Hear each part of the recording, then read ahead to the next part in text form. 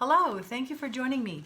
Today I'm going to read the story Goldi and the Three Hares, written by Margie Palatini and it's illustrated by Jack E. Davis. Goldi and the Three Hares.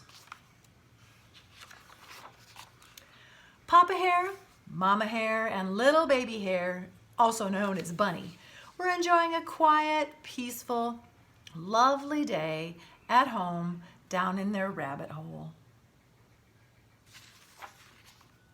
Thump, bump, kaboom, kaboom, kaboom. That was not quiet or peaceful. Get me out of here! And that didn't sound lovely. What was that? Said Papa and Mama. Quick to the door ran Bunny. A foot, he cried, peeking through the tiny window. A big little foot that belongs to a big little girl who fell down our rabbit hole and landed splat on our door stoop. I said, get me out of here! The hares hopped right over to help. What happened? Asked Papa Hare. How did you get here? Asked Mama Hare. Who are you? Asked Bunny. Questions, questions, questions. Can't you see this head of hair? I'm Goldilocks. I was chased through the woods by 3 bears. I fell down your rabbit hole, and let me tell you, that first step is a lulu. And now my little foot is big and swollen, and I can't get out. Papa, Mama, and little baby Hare watched the big little foot grow bigger and bigger by the minute. There was just no way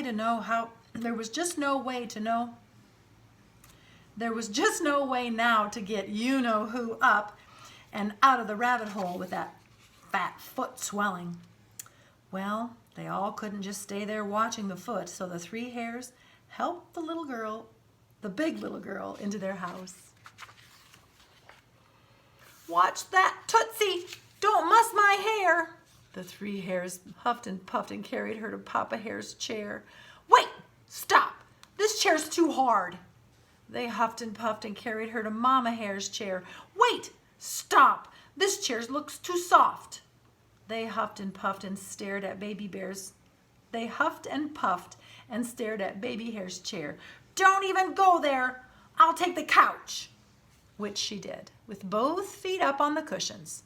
Now this is just right. Not really. Mama didn't allow shoes on the sofa. But there she sat, all settled in, big shoe and all. I told you to fix that Lulu of a first step, muttered Mama to Papa.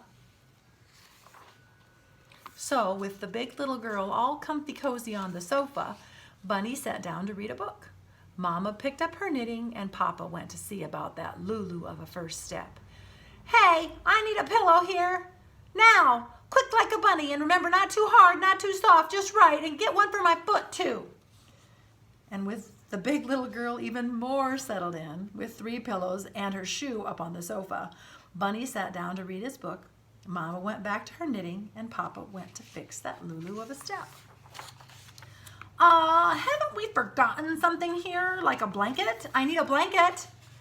Too scratchy, too itchy, too big, too little, too hot, way too skimpy. Actually, I prefer cashmere. And somebody turn up the heat, will you? Okay, where's the clicker? Who's got the remote? What? No cable? You, bunny ears, go stand by the TV so I can get a better picture. Perfect, don't move a muscle. Oh dear, said Mama, I don't believe Bunny can stay like that for very long. Here she's sleeping. Luckily for the hares, the big little girl felt so comfy cozy, and the TV program was so long and boring, she fell sound asleep. Mama sighed. How are we ever going to get her to leave? Papa came up with a marvelous plan. When you-know-who wakes up, she's going to be hungry. We're rabbits, and all we have to eat are vegetables. Give her some carrots, spinach, and a little bit of cabbage, and she'll be running for the door, big foot and all, before we know it. Sure enough, when the big little girl awoke, her tummy was growling. I'm starving! Bring me some snacks! Mama Hare came in from the kitchen carrying a cup of carrot juice, 2 spinach pies, and 5 steamed Brussels sprouts. The 3 hares tried their very best not to grin big, broad, toothy grins.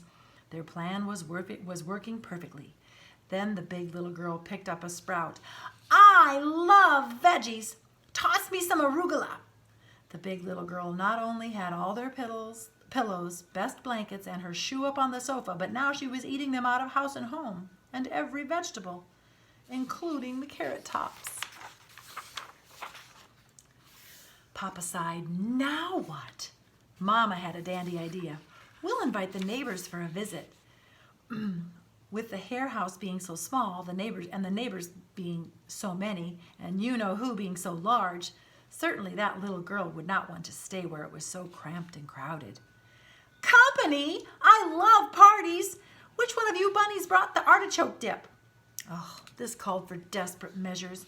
It was time to bring in Sherman.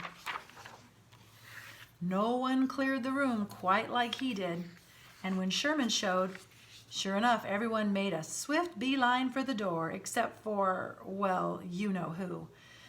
This stinks, said little baby hare. I don't understand it, said Mama Hare, holding her nose. How can she still be here, wondered Papa, with his eyes smarting. Achoo! Achoo! I can't breathe. My nose is all stuffy and I can't smell a thing.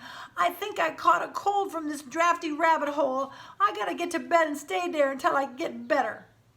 Baby Hare saw the big little girl eyeing his just right little bed.